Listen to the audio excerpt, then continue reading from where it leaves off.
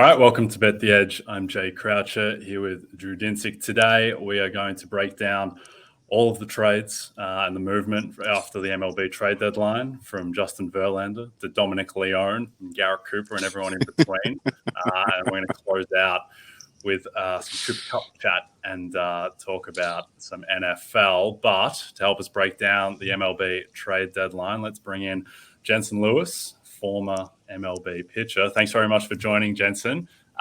Let's get stuck into it. In terms of takeaways from the trade deadline, I'll ask you about teams that improved the most, but is there a team that stayed quiet that you were surprised by?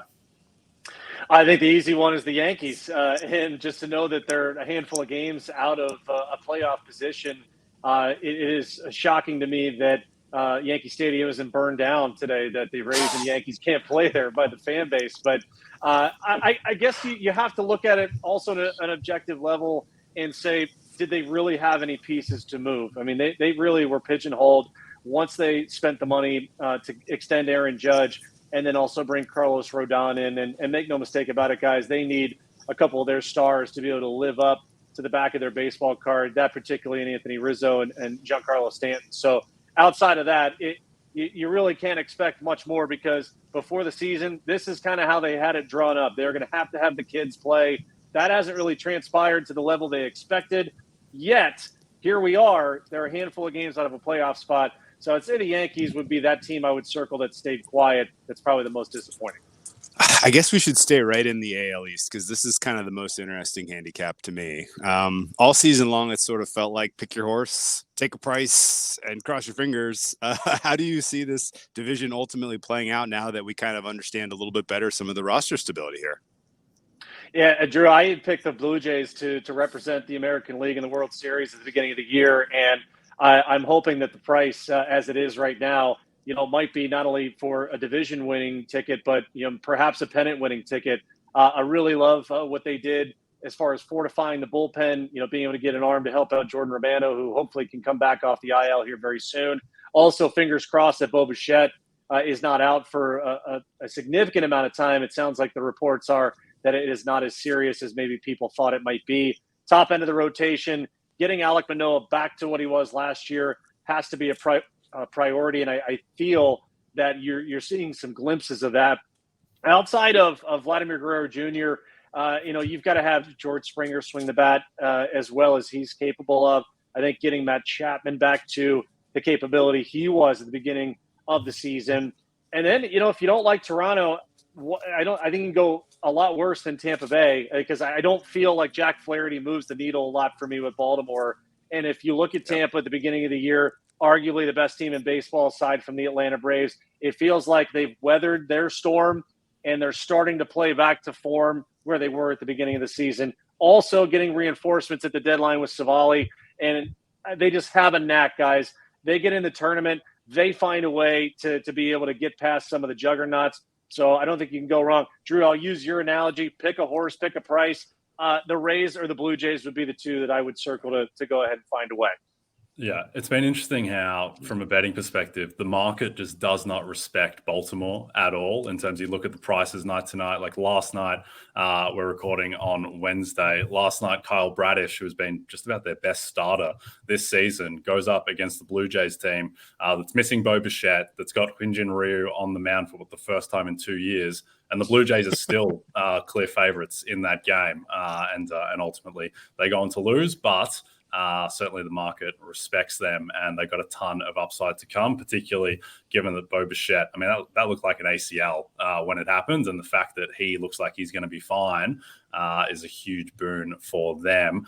Staying in the American League, Jensen, and a division that you are familiar with, the AL Central, were you surprised that both the Twins and Guardians perhaps didn't make moves to upgrade, given that, they are neck and neck for the division lead? And, I don't think anyone views these teams as juggernauts, but I don't think anyone viewed, the Cardinals team that won the World Series as a juggernaut, or the San Francisco teams that won as juggernauts either. If you just get in, you can do damage. So were you surprised that there wasn't more upgrading from those teams? Yeah, Jay, I would say more so on Minnesota's side, knowing that they really would put a priority on getting starting pitching depth.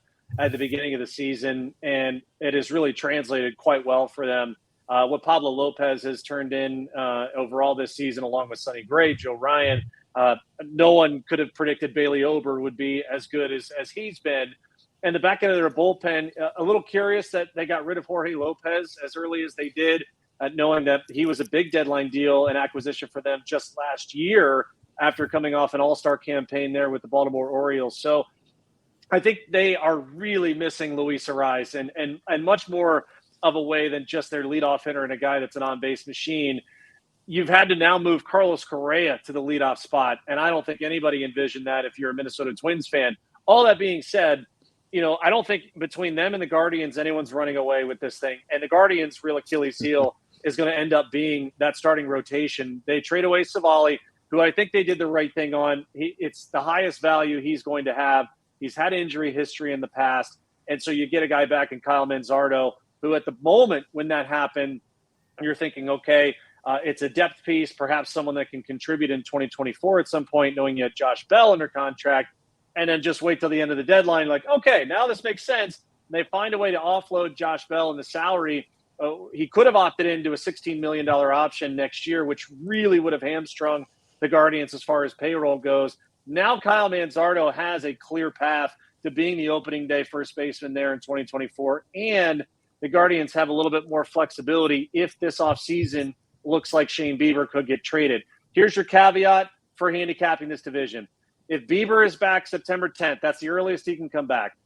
Somehow you get one of Tristan McKenzie and or Cal Quantrill back. I think they feel internally that is going to be the quote-unquote deadline acquisition on the pitching side. They feel better and more comfortable with the depth options they may have. Joey Cantillo could be in this rotation. Power-throwing left-hander that's on the rise, was in the futures game. He could be here as early as 2024. But I think they're willing to gamble that what happened last year, if you remember, Minnesota was so active last year. They made a ton of moves, and then the Guardians go ahead and rip off a huge stretch and win the division by 10 games.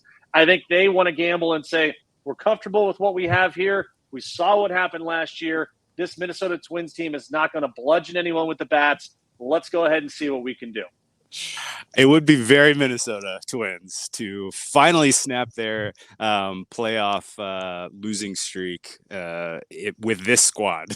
It would feel somewhat karmic, honestly, because they had some really good teams that managed to find their way out of a playoff series. So I guess maybe we'll see who they get matched up against. I guess that probably matters more than anything. But it's going to be interesting to see if the Twins ultimately can get there and do anything this year. But a team and a guy, sharpest baseball guy that I chat with, after the deadline was over, I was like, so, what were your takeaways? And he's like, well, I guess we're just going to have a rematch of 2021. He kind of, looks like it's going to be tough for anyone to really, threaten the Houston Astros. And it kind of feels a little bit like, every other team in the AL had their chance to cut off their head, and yet here they are, still alive and stronger than ever potentially. Is that a fair takeaway about the Houston Astros after what they transpired in the deadline? And do you think ultimately that what they gave away for Verlander was a fair trade? Yeah, Drew, if you're sitting on an exacta right now of Atlanta and Houston, you are loving life, and really. I agree with you wholeheartedly. This is an Astro team at the beginning of the year you felt was the most vulnerable that they've probably been in their 6-year run to not only the American League Championship Series, but the dynasty that they could potentially have if they win a third World Series in 7 years. I think that the acquisition of Verlander and more so Kendall Graveman in the back end to help out their bullpen, two guys that were just there a couple of seasons ago, them filling in and being able to be seamless into the chemistry of this clubhouse is absolutely a slam dunk. But I think it's more so now getting a healthy Jose Altuve and a healthy Yordan Alvarez. The lineup is just stupid at the moment. And Kyle Tucker playing like an MVP, Bregman swinging the bat well. You're getting contributions from guys like Chas McCormick, Corey Julks, Jose Abreu finally is swinging the bat well. It's really an embarrassment of riches. And if you're the Texas Rangers, having such a great first half, and now all of a sudden you enter play on Wednesday just a half game up, even getting Scherzer, even getting some of the reinforcements in the rotation with Jordan Montgomery And Austin Hedges, as I know from Cleveland, he's not going to hit anything, but he's going to be great for that pitching staff overall to fill in for Jonah Heim while he's hurt. Man, if you're Texas, you just got to be like, seriously? I mean, this had to have been the year, but I agree with you. I think Houston, you can make an argument that this is the deepest the AL has been and the most wide open it's been. I can make an argument for 6 teams right now that could go out and win the American League pennant. Yeah, it's crazy because as many good teams as there are, it doesn't seem like there's a singular juggernaut. Think back to those Astros teams that had Verlander and Cole. Yep. Like Verlander, his ERA is fine, but he's striking out less than 8 guys per 9. He's walking a ton of guys. I'd expect he would get better than that as the season goes on, but he hasn't been Cy Young, Justin Verlander that he was last year. In terms of the Rangers, there is this kind of sneaking suspicion that the Astros are just going to get them, that the Astros are Michael Myers in the Halloween film, and they didn't kill him, so now they're going to get them. I think the Astros are the better team on paper. If I was an Astros fan or an Astros backer, I would want them to play Yainer Diaz more than Martin Maldonado, who's got a 534 OPS at the moment. But the Astros seem to be the better team on paper. Do you think ultimately that Houston will chase them down in the West? Yeah, Jay, I love that you brought up Maldonado because he and Verlander are like peas in a pod. Those guys work so well together. So I would really expect an uptick in not only JV's performance, but Martin is so good at sequencing. There's been so high of a review also on Yainer Diaz and his game calling. So the comfortability there from the entirety of the staff, knowing the offensive firepower that he can bring, couple that with Maldonado likely being JV's personal catcher on his start days, it's a nice little dynamic that they can have there. As far as Texas goes, and I still wouldn't give up on them because they're here for a reason. Bruce Bochy has been as important an addition to them and as big a difference maker, I think, moving forward, because October, you find out who can manage in those tight situations and who makes those critical calls. It is the difference maker.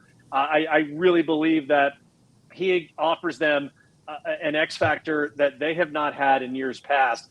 I also think that offense is pretty damn good. And I don't know if anyone wants to really get into a short series with them. I mean, let's assume that Houston runs them down and gets one of the top 2 seeds.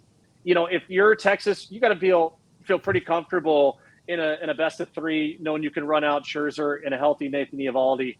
I just feel that they've got too much offense to contain in a 3-game set. Now, assuming that Houston would be the 2 seed, okay, if you're Texas, then obviously all you got to do is make sure you don't finish in the 6th spot and to be in that 4 or 5 to take on whether it's Baltimore, whether it's Tampa, whether it's Toronto, who ends up winning the East.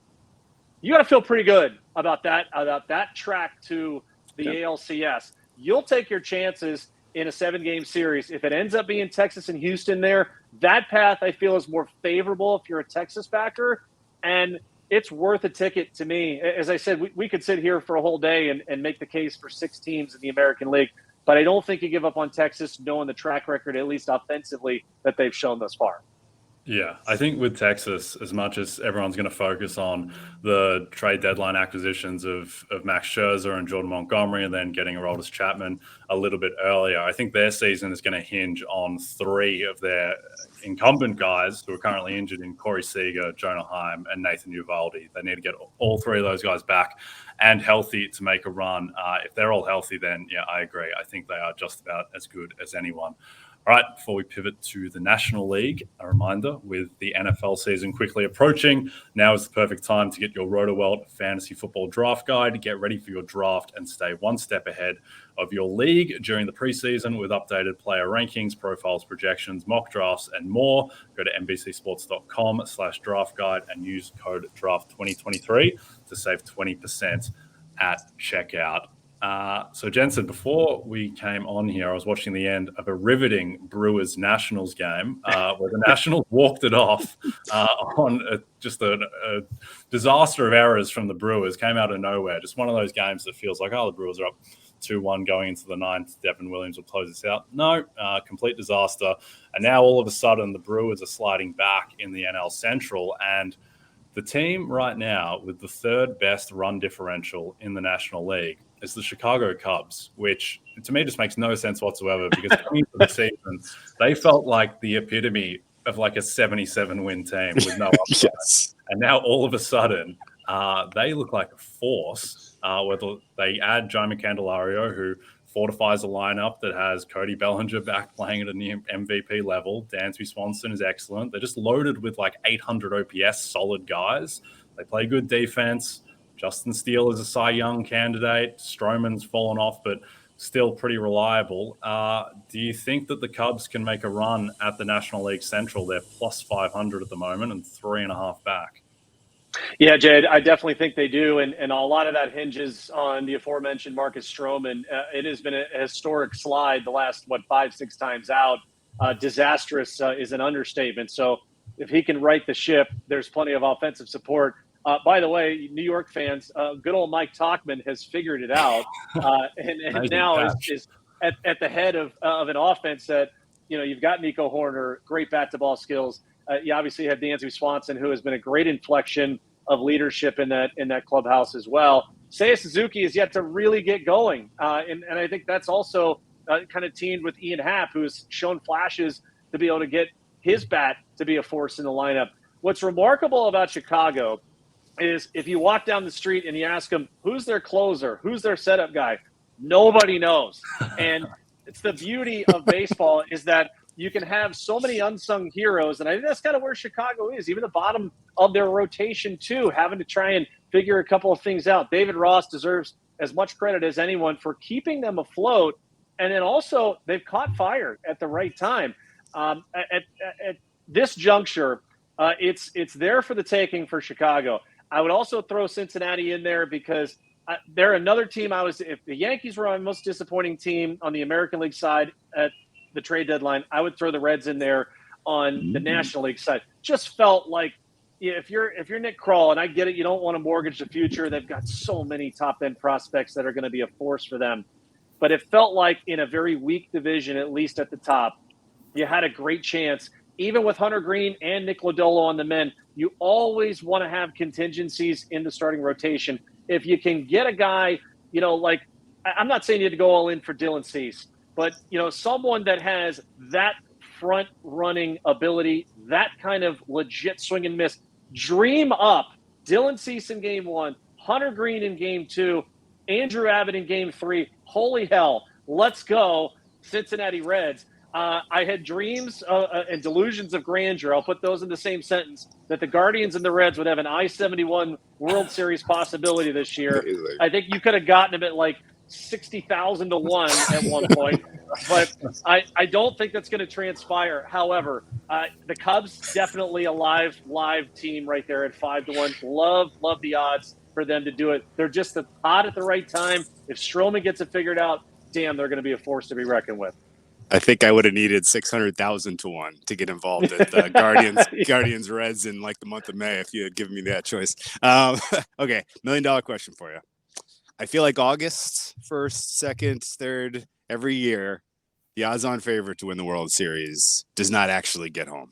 To a degree, we're biased by what we've seen from these guys all season. And so the key question is, can the Atlanta Braves sustain this level of play through a playoff run, or are they susceptible to an upstart? I mean, Phillies getting there last year was a total shock. Is there a dark horse that you think can take these guys on, or do you think the Braves are just that good? You just said it, Drew. It's the Philadelphia Phillies. I really feel that if you're going to slay the dragon, there's no one better and no one more familiar with how to do it than Atlanta. And you get a Zach Wheeler, Aaron Nola, Ranger Suarez reprising their roles of what they did down the stretch last year and also into the end of this season. You've got great swing and miss capability in the back end of their bullpen with Kimbrel really shining in that closing role. Gregory Soto, Sir Anthony Dominguez. God, if they get Jose Alvarado healthy, he was unhittable in the first 2 months of the season. That's as good a back end of a bullpen as you're going to find anywhere. That's not just the National League. That's all of baseball. Their lineup has the capability to absolutely crush you. They also have the ability to beat good starting pitching. The fact of the matter is going to be, what does this team do from now till the 1st of September? Because they need to have closing speed. like they did last year. They really miss Rhys Hoskins more than I think people realize. He was such a catalyst in that 2 spot. They may be able to figure out if they can get Turner and Schwarber going at the same time. But I think that's the one team. All credit to the Dodgers. All credit to, perhaps a San Diego Padre team if they caught a ton of fire. I don't think San Francisco has the horses to be able to hold down a Braves offense. So I think it's really in their own backyard. If anyone's going to derail Atlanta, I think it's the Phillies. Yep, I like that with the Phillies. I haven't looked up the numbers on this, but I'm pretty sure Bryce Harper bats about 870 in big pressure spots. Another big hit on Tuesday night against the Marlins. Just feels like he's built different. I think that Victor Wembanyama needs to watch Bryce Harper highlights to gear up for his season in San Antonio. You talk about a guy who's lived up to insane hype. But I'm with you. I think the Phillies, just with being able to go Wheeler, Nola, Suarez, they had Lorenzen now. Taijuan Walker will probably go back into a long relief role in the playoffs. On that front, on the bullpen front. And then also I think the good thing for them in a way is that their upside just comes from their big name players just playing better. Like Kyle Schwarber, Trey Turner is obviously the big one. JT Realmuto has kind of gone under the radar, not having a great season because Turner and Schwarber have struggled so much. And then Bryce Harper is when the power comes back, which presumably it will as the season goes on and he's further removed from Tommy John. I think they are scary if they get in and probably the highest upside of the wild card teams along with San Diego. Let's close out with some Cy Young chat. Start with the American League, which I think is a fairly wide open race. I think if the vote was held today that Garrett Cole would win, he's kind of the default winner. There's a sense I think that, he should have gotten one at some point. I think he probably should have beaten Verlander a couple of years ago. Didn't get that. He's the favorite at plus 110. I think he's somewhat of a vulnerable favorite because his resume is solid, but it's not unbeatable. Kevin Gausman plus 400. Framber Valdez throwing a no-hitter on 93 pitches is a good way to get yourself back in the Cy Young race. He's right there. McClanahan, Castillo. My favorite dark horse, Felix Bautista at 50-1. Yes. Who do you like in that race? Jay, you speak it into existence as a former closer, man. Oh my God, I may or may not have gotten some action on him around 125-1. So hey, nice work.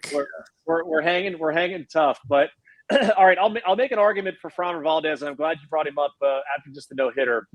I think if Houston ends up running down Texas, it's going to be critical for him to have a pretty solid 8 to 9 start stretch where he closes out with a flourish. If the Yankees miss the playoffs, boy, that's going to be a tough narrative right there to give Garrett Cole. I mean, Garrett Cole would still have to be where he is now, but I think you could, in being the prisoner of emotion here, you could have Framber Valdez pass him because of where Houston will position themselves in the American League playoffs. That also being said is where you bring in the Felix Bautista dark horse. My God, we just watched Edwin Diaz be so unhittable on the National League side last year. And what Bautista is going to probably have to do and the load he's going to have to shoulder down the stretch, he throws like this, he finishes with a sub-1 ERA. Wow. I don't envy any American League Cy Young voter because you're going to have a phenomenal case study in what does it mean from the quote-unquote most valuable pitcher, a starter or a reliever, and in this case, the most dominant closer of the year. I love it. I really hope it's a huge sweat heading in to the final week of the season. Yeah, I mean, we were supposed to close with a specific Bautista segment every podcast between now and when the voters sign those ballots. So, yes, let's continue to speak that into existence. The NL side feels like it's a little bit tougher to see a shock coming, but maybe you have a difference of opinions here. How do you handicap the NL Cy Young? Yeah, it feels like it's Strider and Gallen and then a real large gap in between there. Now, the only caveat, as we know, is Blake Snell. And if Blake Snell continues, and I don't know how the hell he's going to be able to do this because to do what he's done for 2 months is almost not human. But if San Diego finds their way into the postseason, you would think he has to be as big a part of that as any. Just having Strider already breaking his own strikeout record from last year, the fastest to 200. He did it already again in his last start against the Angels. You almost have to have an injury for him, for Gallen, I think, to pass him just because Gallen doesn't have the strikeout numbers Atlanta's the best team, the best pitcher on the best team. The narrative kind of writes itself there. So I would say if you want to pick a final, it wouldn't shock me if the final three in the voting ends up being the final three in the odds as it stands at the moment.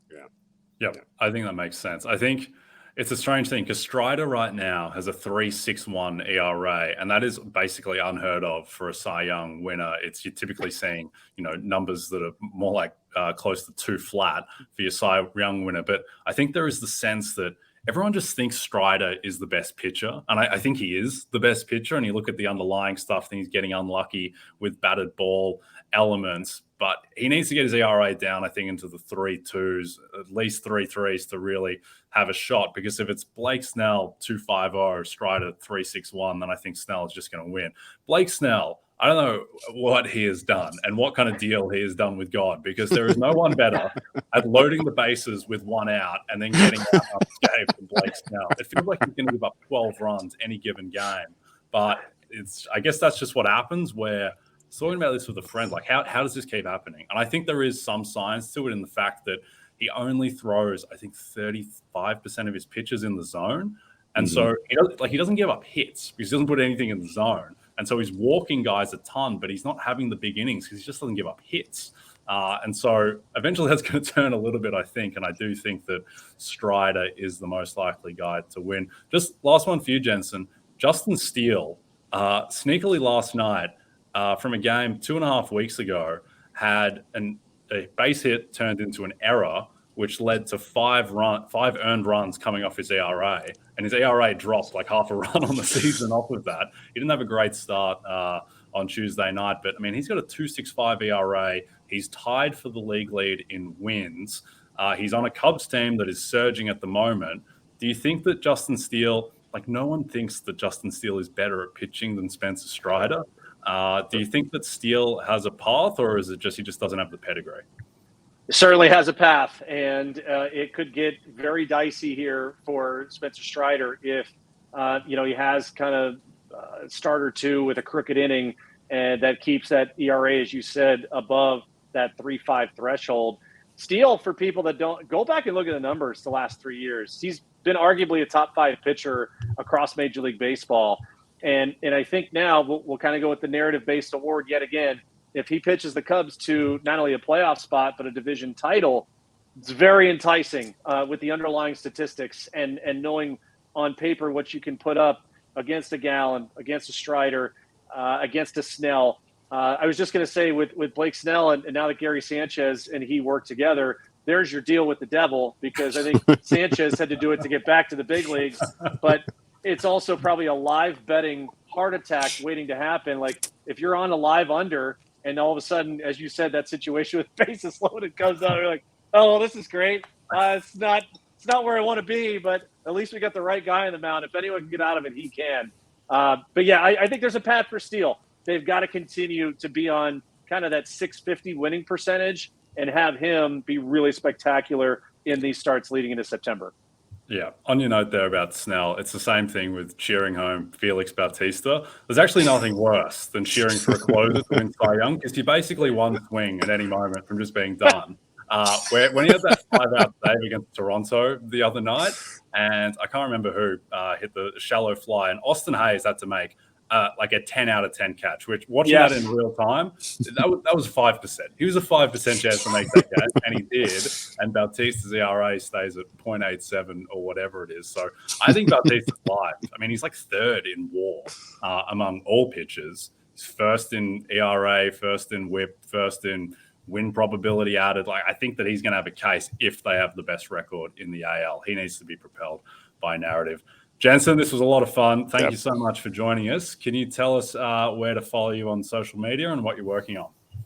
Yeah, absolutely. You can follow me on Twitter and Instagram at JLew50. That's JLEWFIFTY.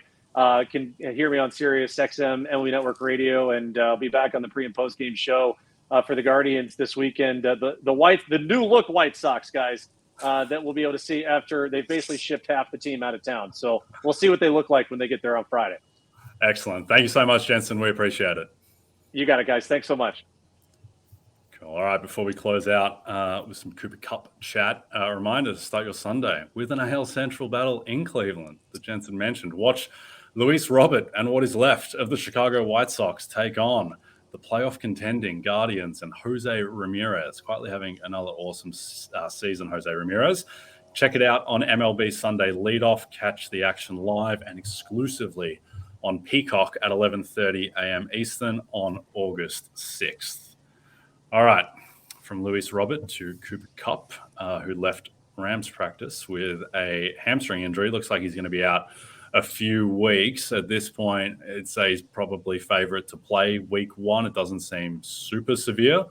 At the same time, just kind of drew attention for me, John. I made this joke on a different show, but I think that if the Rams were the Mets, Steve Cohen would be trading off Aaron Donald and Cooper Kupp, because this team is so weirdly constructed where they've got maybe still the best defensive player in the game in Aaron Donald, and maybe still the best wide receiver in the game in Cooper Kupp, and they have nothing else.